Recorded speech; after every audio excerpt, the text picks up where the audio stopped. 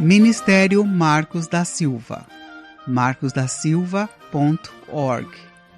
Mais detalhes no final desta gravação.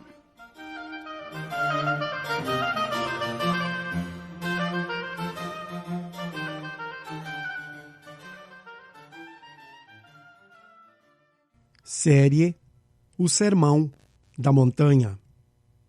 Estudo número 39. Os nossos inimigos. Fazer o bem a quem nos faz o mal. Continuando a explicação sobre o mandamento de que temos que amar, grego agape, os nossos inimigos, para que assim nos tornemos filhos de Deus. Mateus 5, 44 e 45. Jesus procura eliminar qualquer dúvida que tenhamos em relação à dificuldade desta ordem. O Senhor está bem a par de que o que Ele nos manda fazer vai contrário à nossa natureza.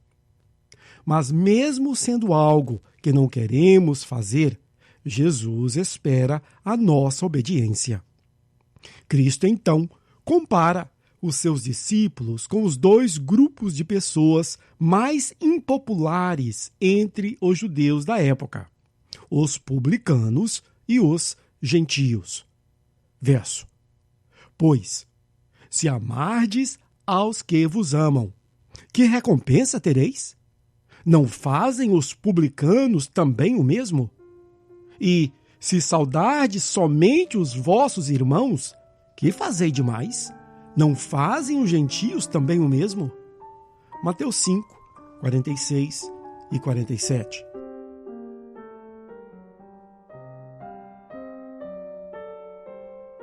Quem eram os publicanos nos dias de Jesus?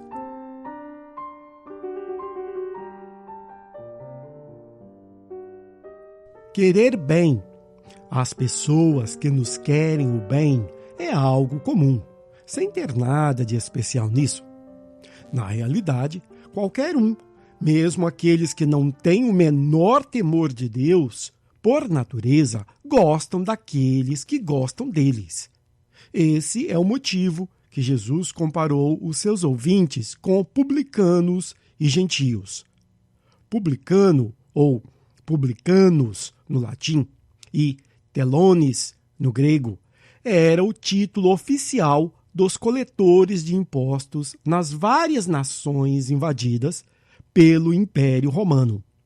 Eles também eram responsáveis pela administração dos muitos projetos públicos do Império. Mas, para a população em geral, a coleta de impostos era o que mais marcava a profissão. As autoridades romanas tinham por costume empregar cidadãos naturais dos próprios países invadidos para a função de publicano. Os publicanos judeus eram odiados por todo o Israel, pois os consideravam como traidores do seu próprio povo, colaboradores do inimigo. Os judeus entendiam que só mesmo alguém do mais baixo escalão aceitaria a profissão de publicano. Este ódio do povo pode ser claramente observado quando censuraram Jesus por ter ido comer na casa de Zaqueu, um conhecido chefe de publicanos. Verso: Ao verem isso, todos murmuravam, dizendo: Entrou para ser hóspede de um homem pecador. Lucas 19, 7.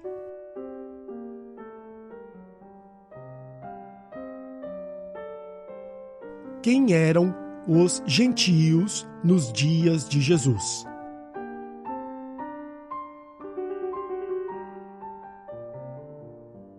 O outro grupo de pessoas que Jesus usou como referência era os gentios. Estes eram todos os indivíduos que não eram judeus por nascimento ou por conversão ao judaísmo. sendo que mesmo os convertidos não eram vistos com os mesmos olhos que um judeu nascido de pai e mãe judeus.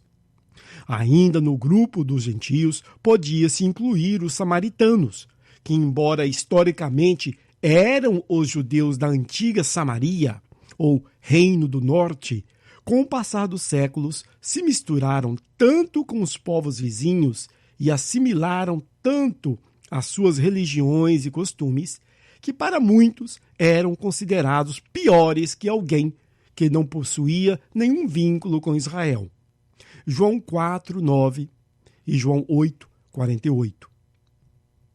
Um bom exemplo de como os judeus viam os gentios nos foi dado pelo próprio Jesus, ao demonstrar a sua compaixão para com a mulher gentia Ciro-fenícia, que lhe implorou para expulsar um demônio da sua filha.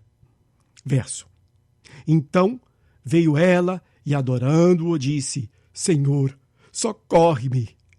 Ele, porém, respondeu: Não é bom tomar o pão dos filhos e lançá-lo aos cachorrinhos. Ao que ela disse: Sim, Senhor, mas até os cachorrinhos comem das migalhas que caem da mesa dos seus donos.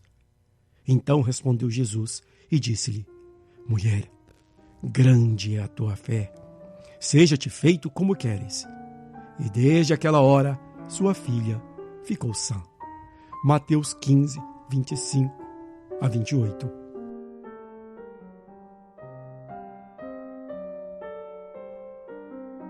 O que existia de comum entre os publicanos e gentios?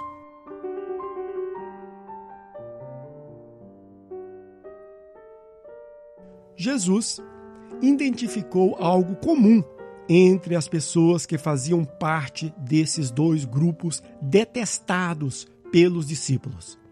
Eles tratavam bem os seus amigos.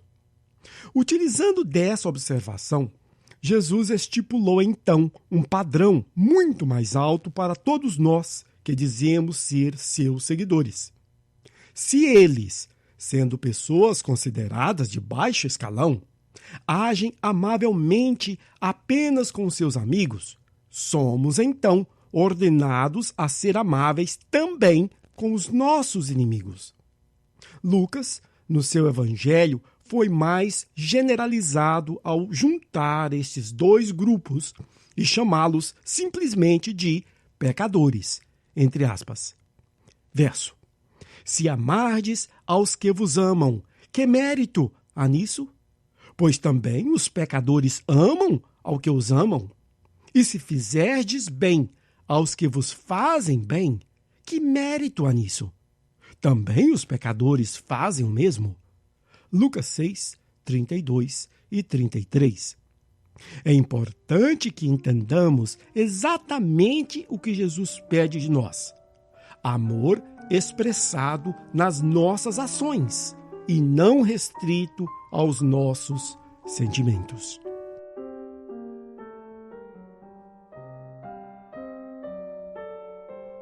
O ataque de Satanás e dos anticristos aos mandamentos de Jesus.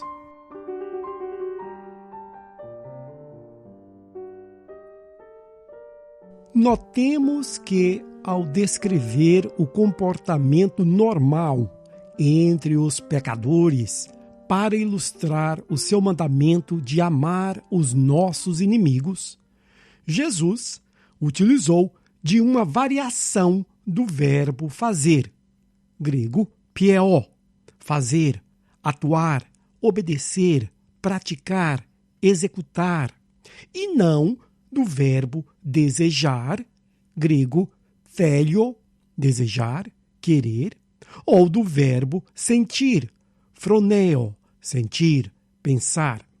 Verso. E se fizerdes bem, grego agathopieo, fazer o bem, aos que vos fazem bem, que mérito, grego charis, graça, mérito, crédito, favor, agrado, bondade, há nisso?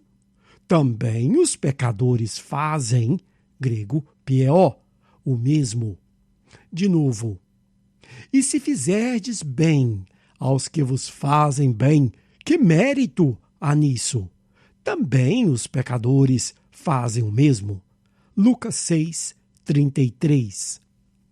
Este é um ponto fundamental, pois o diabo frequentemente confunde o cristão com a ideia de que Deus nos pede para simplesmente mudar os nossos sentimentos em relação às pessoas. Como se mudar o nosso sentimento fosse algo simples de fazer.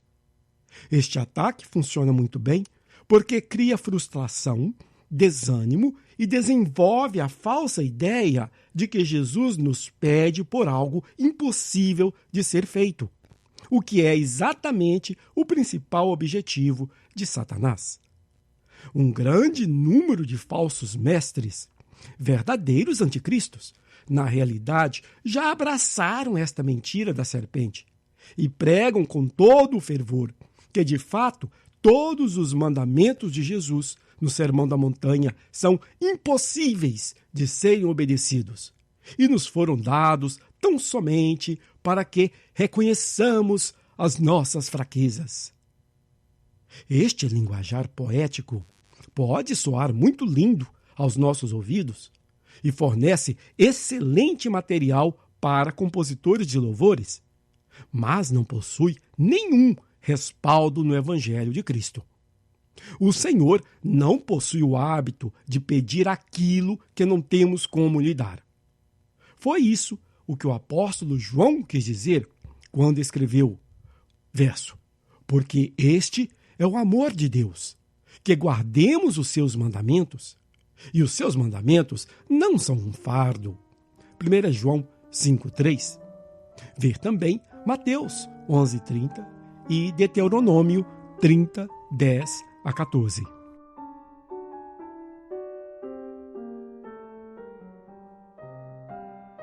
Não temos como controlar os nossos desejos, mas podemos agir contrário a eles.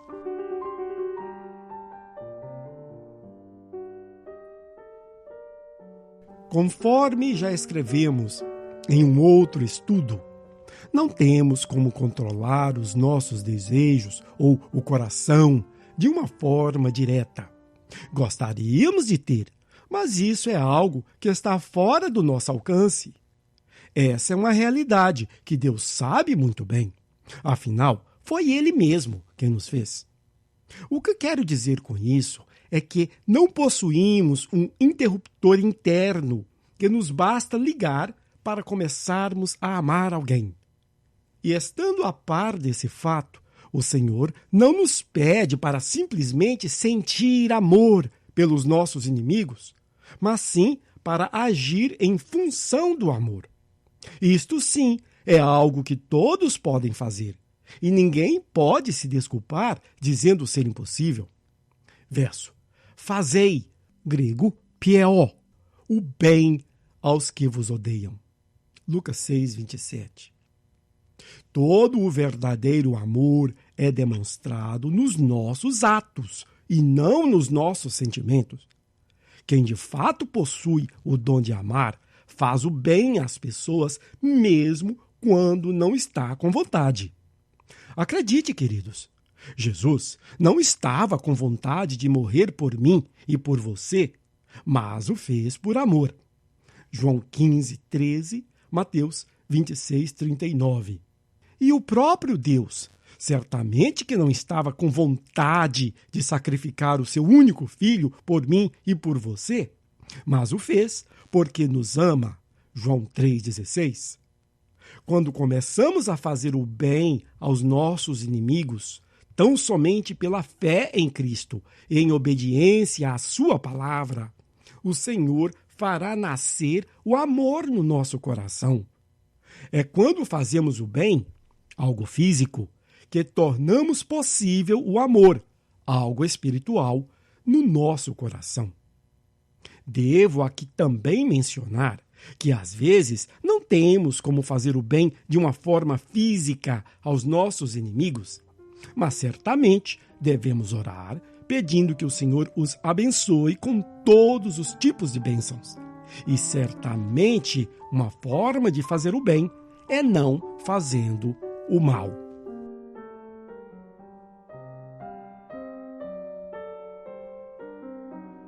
Ainda que não desejamos, devemos retribuir o mal com o bem. Um testemunho.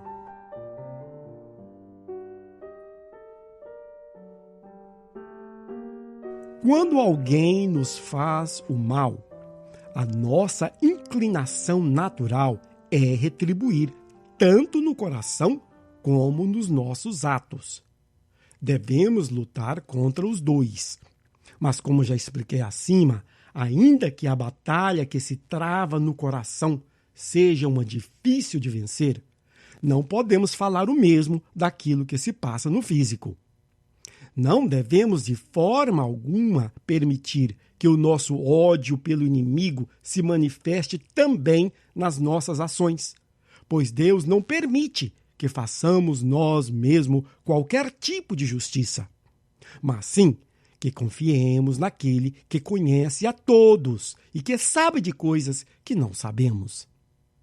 Algo que já pude observar na minha própria vida como um seguidor de Cristo é que, frequentemente, o Senhor providencia situações em que temos a oportunidade de recusar a fazer mal aos nossos inimigos.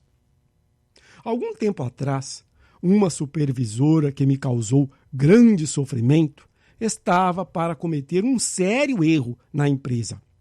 E somente eu percebi o seu engano. Nem ela mesma sabia. Se eu ficasse calado, no dia seguinte, ela se veria em uma situação difícil. Satanás me apresentou muitos motivos bons e lógicos, entre aspas, do porquê eu deveria ficar calado e não me intrometer na história. O Espírito Santo, porém, me dizia que aquela era uma oportunidade que o Senhor estava me dando para ser obediente ao mandamento de Jesus e fazer o bem a quem nos odeia. Uma batalha, então, travou-se na minha mente sobre a qual das vozes eu deveria dar ouvidos. Louvado seja Deus, que, contrário à minha vontade, preferi a voz do Senhor à voz da serpente. E imediatamente, sem dar mais oportunidades ao diabo, enviei uma mensagem para ela, informando da minha descoberta. Ela, muito assustada, me agradeceu e, sem perder um segundo, corrigiu o erro. Infelizmente, como quase sempre ocorre quando fazemos o bem às pessoas más, tenho que mencionar aqui que, apesar do seu agradecimento, ela continuou sendo um espinho na carne para mim, me causando grande sofrimento.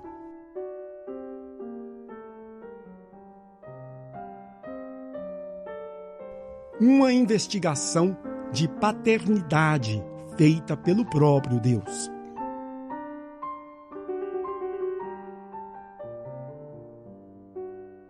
Queridos, no estudo anterior desta série sobre o Sermão da Montanha, abordamos as palavras de Jesus sobre como nos tornamos filhos de Deus. O Senhor foi mais do que claro que é através da estrita obediência aos seus mandamentos que somos miraculosamente transformados de meras criaturas para membros da sua família. Verso: Eu, porém, vos digo, amai aos vossos inimigos e orai pelos que vos perseguem, para que vos torneis filhos do vosso Pai, que está nos céus. Mateus 5, 44 e 45.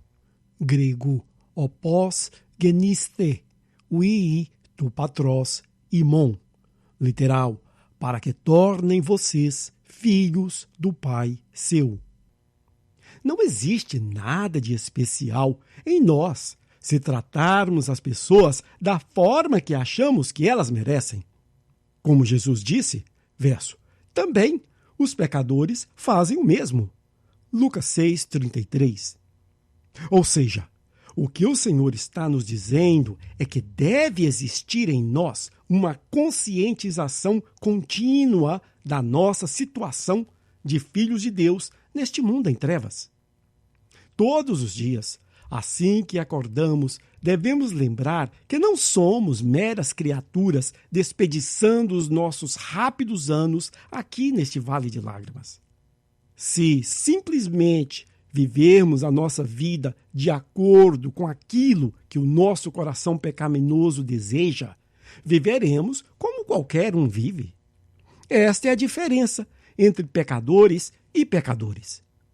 Todos os santos são pecadores, mas nem todos os pecadores são santos. O pecador santificado ouve a Deus, odeia e luta contra a sua carne. O pecador ímpio ignora a Deus, ama e procura o que a carne deseja. Romanos 3, 23. O que a carne deseja é retornar bem por bem e mal por mal. Mas aquele que nos chamou para sermos filhos do Altíssimo, João 1,12, nos deu um mandamento que nos eleva acima da carne e confirma quem de fato é o nosso Pai. Ao obedecermos aos mandamentos de Jesus, estamos ouvindo e aceitando a voz do Espírito Santo, João 14, 26, que foi prometido aos seus fiéis seguidores. Verso: pois todos os que são guiados pelo Espírito de Deus, esses são filhos de Deus. Romanos 8, 13 e 14. Espero te ver no céu.